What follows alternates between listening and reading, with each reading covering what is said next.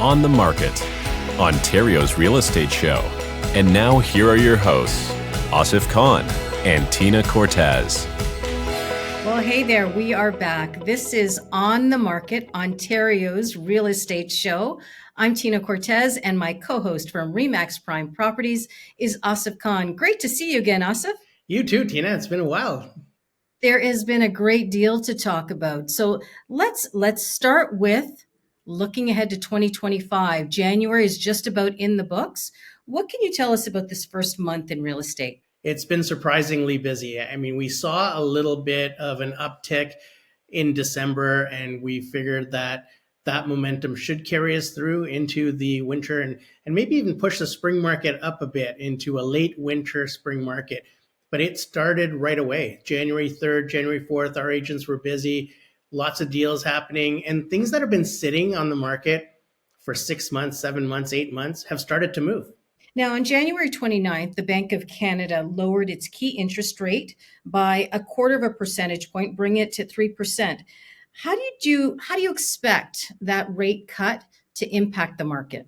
I think it's a step in the right direction. I think a lot of consumers, a lot of buyers and sellers were anticipating this move, so it wasn't a surprise by any means. However, it's a welcome change, even for people that have lines of credits and may want to borrow some money in order to get into an investment property or pre-construction.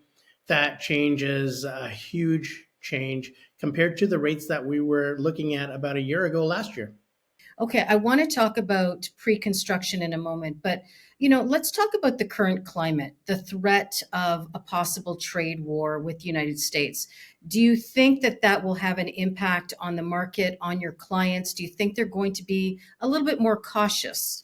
I think they will be. I think we've learned from what's happened over the last couple of years that it's better to be cautious than to jump right into it. So we are going to see a little bit of a holdback. I think, however, the pent-up demand that's been around for about 18 months will still continue to fuel the market. People still have to, move into the houses that they need in case they're growing or downsizing. And I think that's going to be where the market heads. Although people will be a little bit careful, they're not going to bite off more than they can chew. I think it's a welcome sign to see the market just explode right off the gate. And I think we're in for a pretty busy late winter, early spring market. Well, that's what I was going to ask you. The next rate announcement from the Bank of Canada isn't expected until March. What do you think is going to happen between now and that time? We're going to start to see cautious optimism. And with that, I think people are ready to make that jump into home ownership. We're also starting to see some renters possibly moving into home ownership as their leases come up. So there's a lot of demand for that starter price point. So anything under $900,000 or so right now is starting to move. Where we aren't seeing a lot of movement is the condo market. That seems to be pretty quiet right now, but we're anticipating that to really pick up by the end of the year. So it's still early for the condo market, but the attached homes, the semi-detached, the detached homes, they've really started to move over the last 3 or 4 weeks. You talked about pre-construction. How is that segment of the condo market specifically? Very quiet right now. There's a lot of deals being had out there if you are looking for pre-construction, but people have they've shied away from pre-construction just because the price points that were being asked weren't meeting up to appraisals that were coming in. And that really affected people. Again, with pre-construction, a lot of people will dip into their equity in their home. So a line of credit or a home equity loan in order to purchase that pre-construction. And when rates were really high, it was almost unaffordable to be able to carry that. It was a second mortgage, right? So people were shying away from pre-construction. And now I think they're going to start getting back at it. There's some pretty decent deals out there for pre-construction. And with the promise that the condo market will start to take off and will start to absorb some of that inventory, now it's going to make room for people to go out and buy these condos and be able to rent them out. There's a huge influx in condos on the rental market and even for sale right now because people just weren't able to make the rents meet their needs and be able to pay their mortgage. So they put it on the market. And our first guest coming up will talk specifically about the rental market. But if we're looking at the condo market, the last few years, it was an opportunity for folks to get into the market by purchasing a condo. Is that still the case? It still is. However, we haven't, there's so much on the market for condos right now. If you're looking for a deal in real estate, that's where the deals are. And that's just because of saturation. So the first time buyers that are looking for a condo, they're able to get in at a really good price right now. And also you're starting to see people that were renting. Now they're going to look at this opportunity and say, I was paying so much rent. This may be an opportunity for me to pay a little bit less or even the same that I'm paying in rent and be able to get into a home. There's a lot of incentives that have been out there over the last couple of months from CMHC, 30%, 30-year amortization. And also now you can go up to $1.5 million and not have to put 20% down. So those two incentives have been huge. People have been using those in order to lower their monthly payments and also to be able to put a little bit less than 20% down, because before, if you purchased anything over $1 million, you had to put 20% down.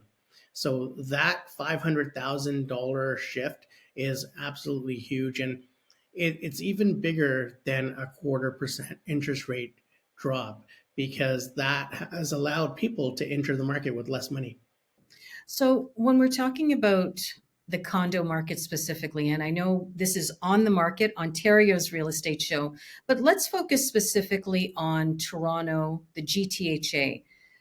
What is the average price of a condo, one bedroom in the GTHA at this time? A one bedroom, again, it depends on if you're looking in the 905, the 519, or the 416. But if you're looking particular downtown, you're going to expect to pay between $750,000 and $900,000 for a one bedroom, depending on where it's located. In the 905, you could probably get away with about 650. In the Markham area and stuff like that. Some of the older condos, the newer ones, are selling for about $1,400 a square foot in the 905. But in Toronto, they're at almost $2,000 a square foot. So it's a huge difference. And then you've got the difference in what the charges are for parking spots and everything. So it's a lot more affordable outside of Toronto than it is within the city limits. But there is a certain cachet about having a condo in 416. So you're paying a premium to be in that area code then. You are. And a lot of people are going back to in-person work as well. So we've started to see them come back. They had moved out to Wasaga Beach, Barrie, Orillia, and now they're starting to come back into the city. So if they've already purchased a house in the outlying areas, they're picking up a small condo in Toronto so they can work there. So we're starting to see a lot of that come back as well. And a lot of them are renting too, so that they can go back to the home that they purchased over the weekend. But, there's hybrid work and then a lot of in-person work now, and that's driving people back to the city.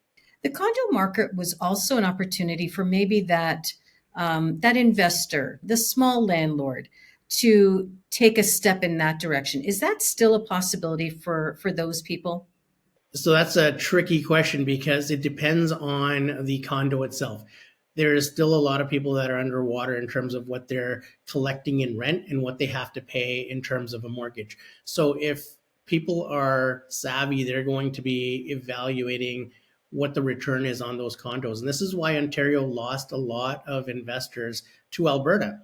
It was much cheaper and much more lucrative to go out to Alberta to buy condos in Calgary and now Edmonton, because they were picking them up for about $250,000 to $350,000. Renting those out for even $1,400 or $1,500, it makes a lot more sense than purchasing something here for $750,000 or $800,000 and only getting about $2,500 or $2,600 from it. So that's why we lost a lot of our investors to other provinces, because they were putting their money where the return was better.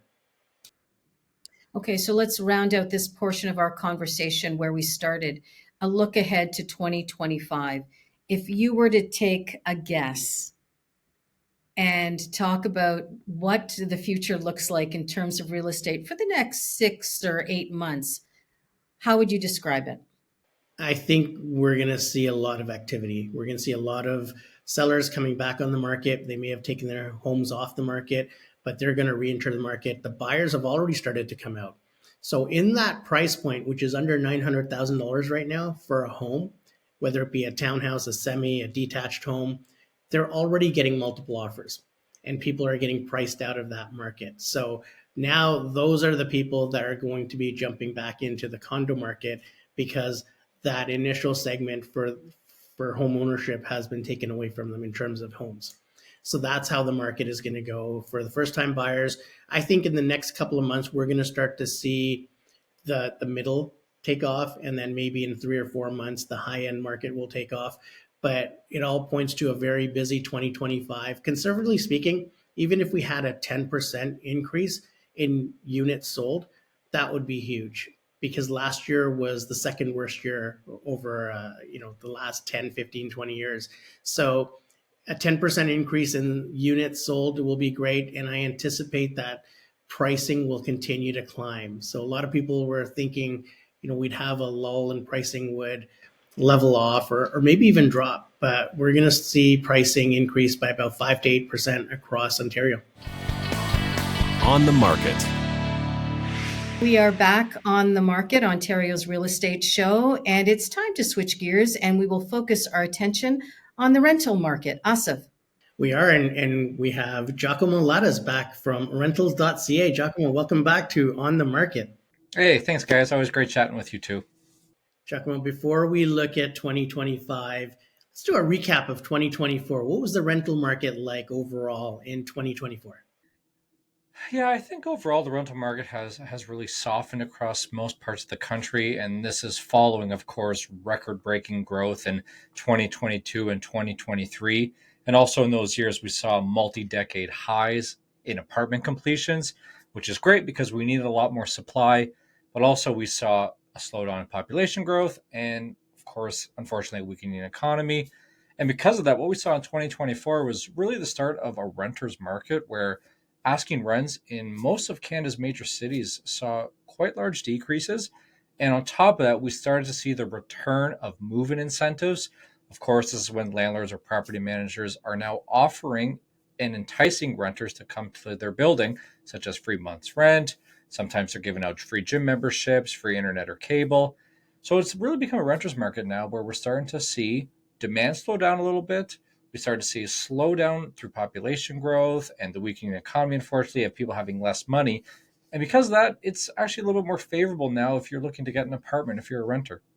Are you surprised by that? I think I'm surprised just at how quickly it happened. I think Calgary is a really good example.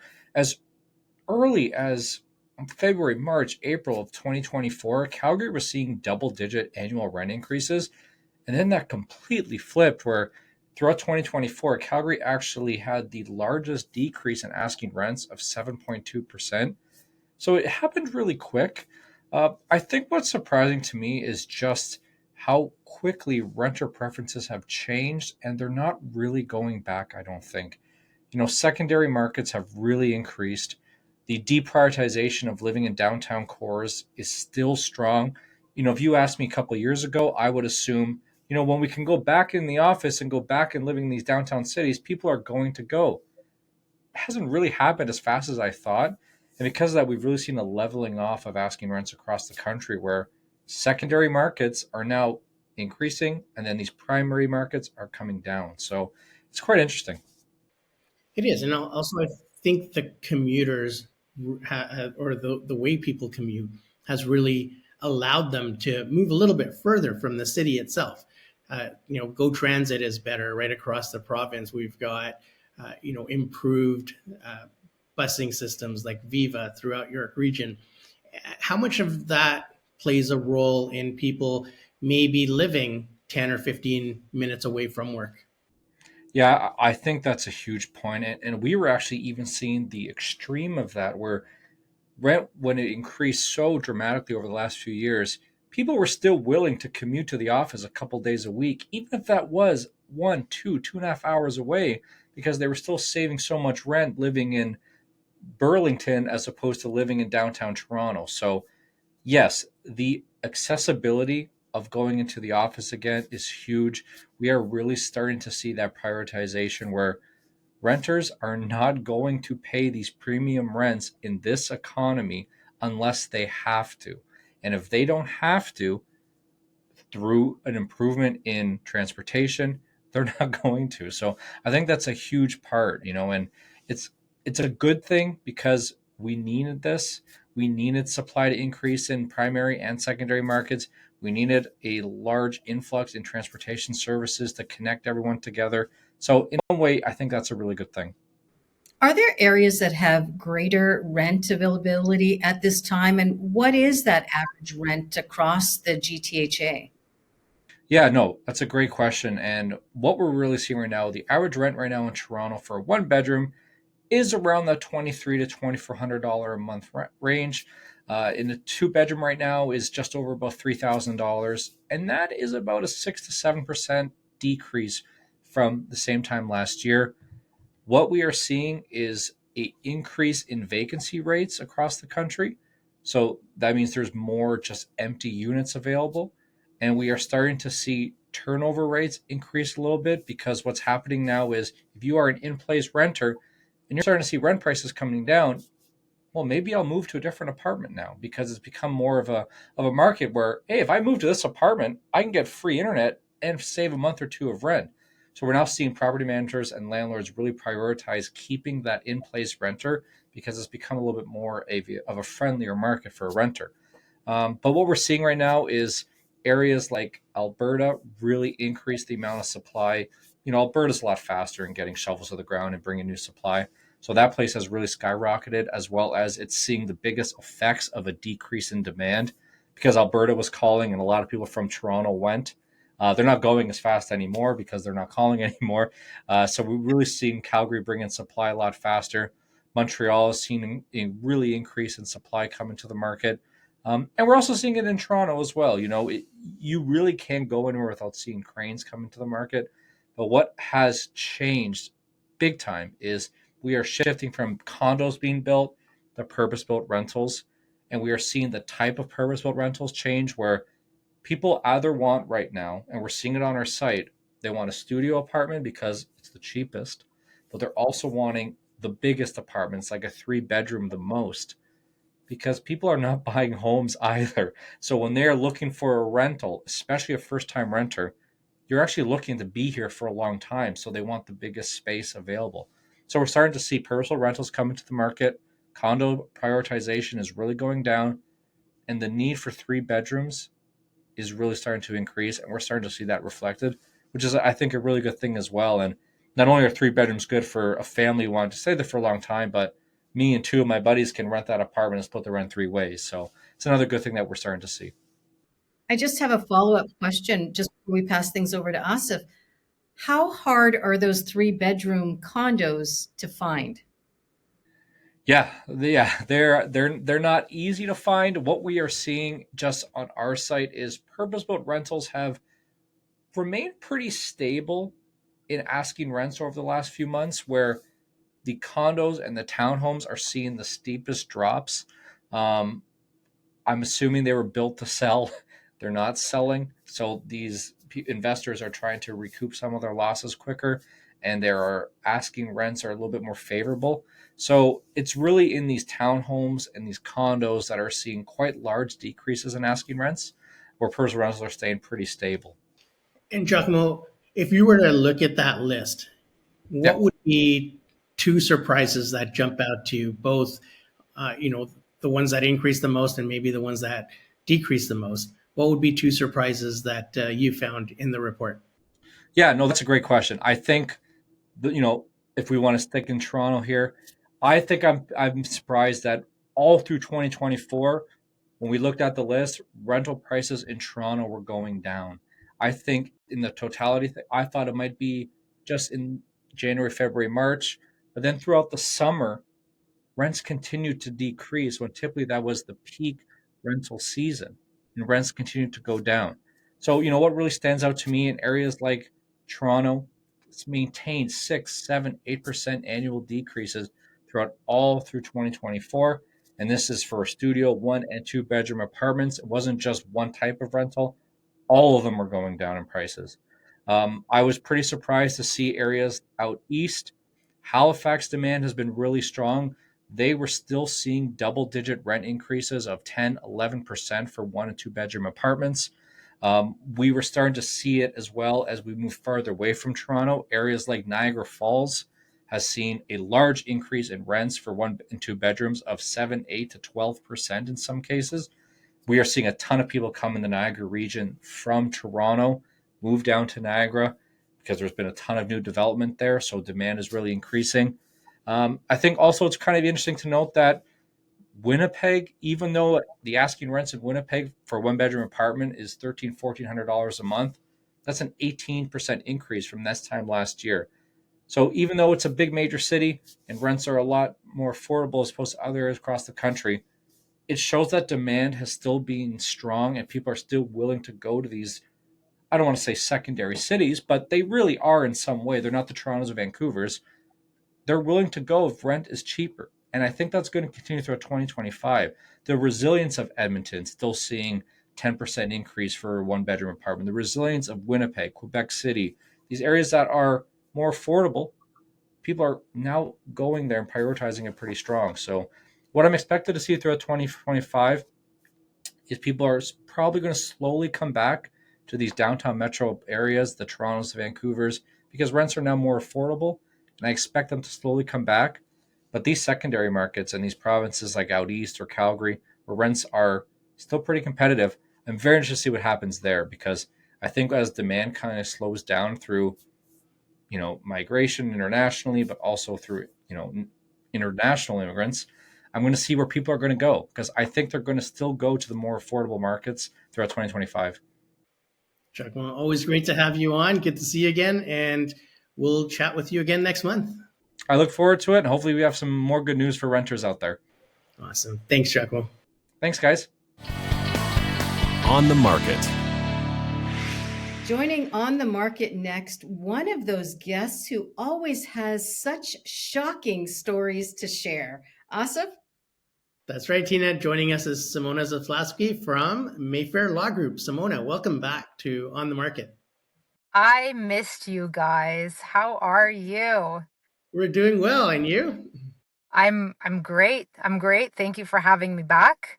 Thank you for giving me another platform to speak my mind and to talk about our favorite topics always. Uh-oh. And speaking of, what's happening with the LTV? I know that everyone knows that I'm the advocate of the negative.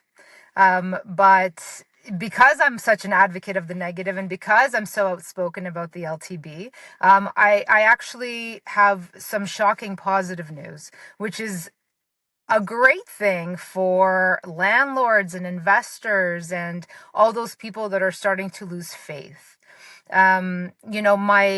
My partners in real estate, have been telling me that the lineups and the forms and the orders, the times have now shortened. It took them a couple of years to get here, but it seems like they're getting here. So where I was experiencing wait times of 8 to 12 months, they're looking at 4 to 6 months now for eviction, not orders, but eviction conferences. So to get in front of an adjudicator, it takes about 4 to 6 months from the date your application is filed. And I guess landlords consider that a lot more reasonable in terms of a period to be in front of an adjudicator. Sure, when you're looking at 8 to 12 months now, and we got used to it. We got used to these long wait times, that 4 to 6 months, even though it doesn't make sense, because if you're in the States, if you're in Arizona, for example, I have a property there where I had a non-payment issue. She was out in 30 days. 30 days, that sheriff was knocking on her door. And for us, it was 8 to 12 months. And now we're looking at 4 to 6 months. We're like, wow, this is great. It's still 4 to 6 months, guys. It's do the math. That's expensive. And once you get in front of the board, Once you get those, if you get that decision in front as you're there, never happens. You got to wait for the order. Those orders would often take 30 to 90 days, closer to 90. So now we're actually looking at 30 days. And the Ontario Real Estate Association had submitted a paper to the government, and a lot of those changes have gone into place. And one was, the minor changes in an application would not allow an application to get thrown out. Have those measures helped a little bit in speeding things up and also maybe protecting the landlord a little bit more?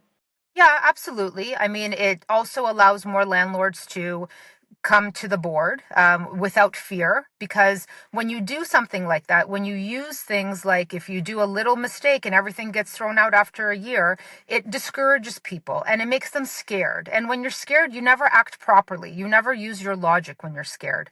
So it definitely helps that if I don't add basement into my original application, it doesn't get thrown out. Yeah, it's wonderful. I could still try to save my house and not go bankrupt.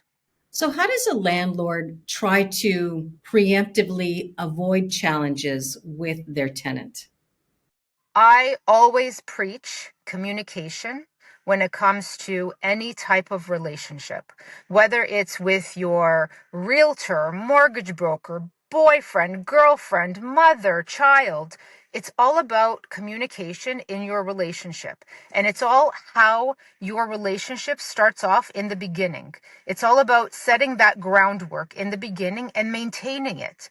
If you are a landlord and you don't go and visit your tenant and you don't go and view your property for year one, for year two, for year three, okay, well, guess what? Of course they're going to feel like it's their place. Of course they're going to feel like they're entitled to all of this. They don't have to answer to you. Who are you? You've disappeared for who knows how long. So always make yourself present. Always make that effort with your tenant and with your landlord too.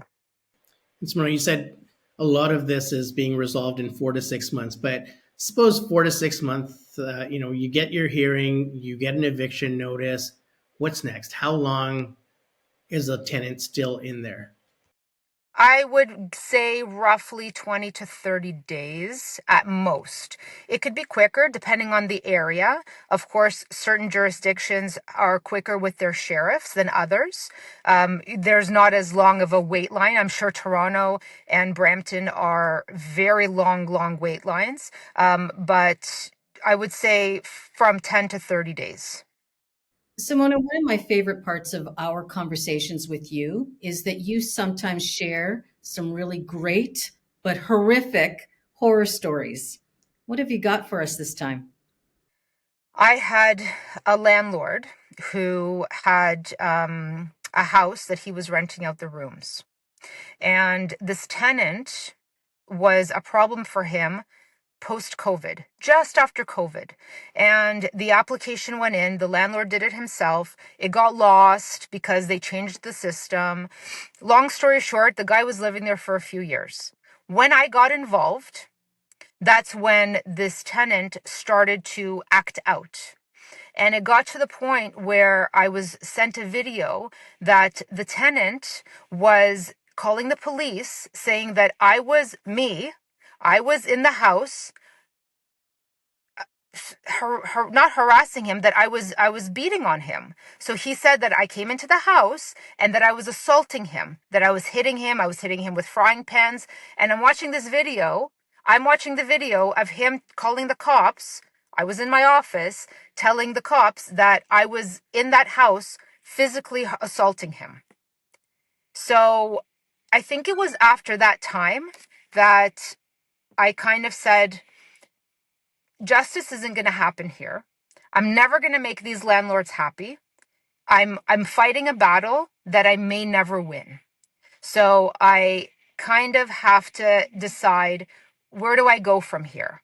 And that's why now all I really do is educate and give advice.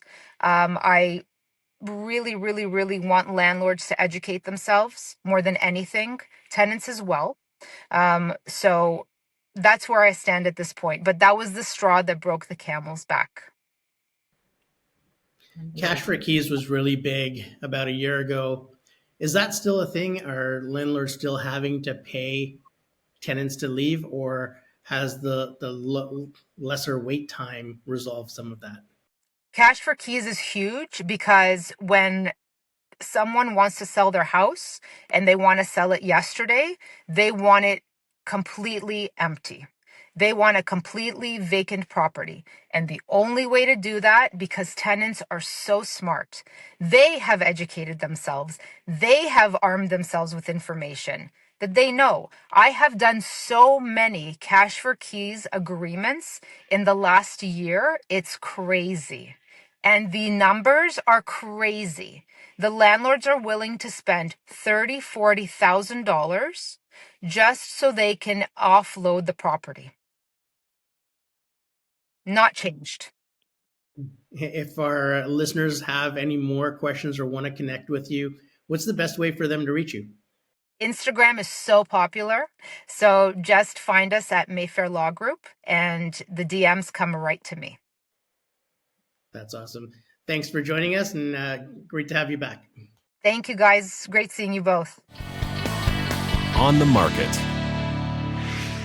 Well, it's just about time to wrap things up on the market. Asif, last piece of advice for your clients who are listening right now, whether they're buyers or sellers. I think for the sellers, we're starting to see a lot of traffic out there. So if you've been holding off, what you want to do is you want to get on the market before all the neighbors get on the market.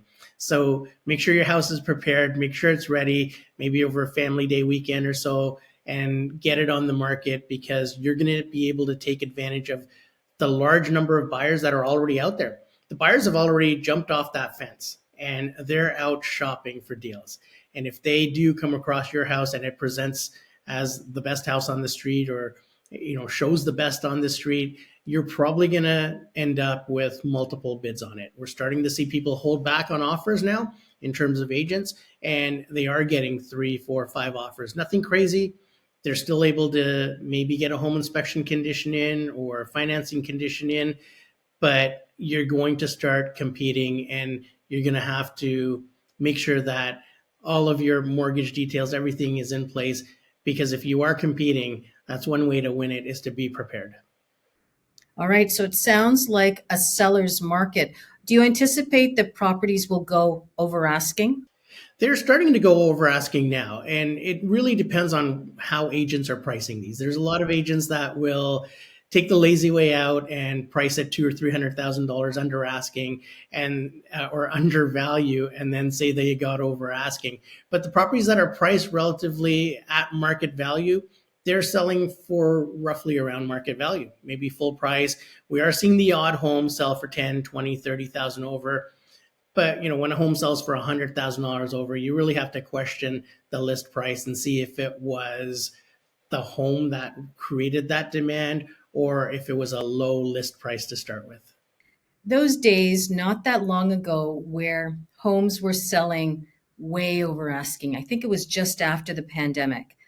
Those days are gone? Those days are gone. And I think people are going to be more cautious moving forward, because they don't want to get into a situation where we saw people were in last year, where they were forced to sell because of the decisions they made in that heated market. So I think people are going to be a little calmer. They're going to do more research. And I think the realtors are a little bit better now than they were. A lot of these realtors started in 2020, 2021. And I think the experience that they've had over the last couple of years with the down market really does help in helping them guide their clients properly. Asif, if our listeners want to connect with you, how do they do that? And they can always reach me at 416-985-5426, and I'd be happy to chat with them. This is On the Market, Ontario's real estate show. Find us wherever you get your favorite podcasts. I'm Tina Cortese for Asif Khan. Thank you for listening. On the Market, Ontario's real estate show.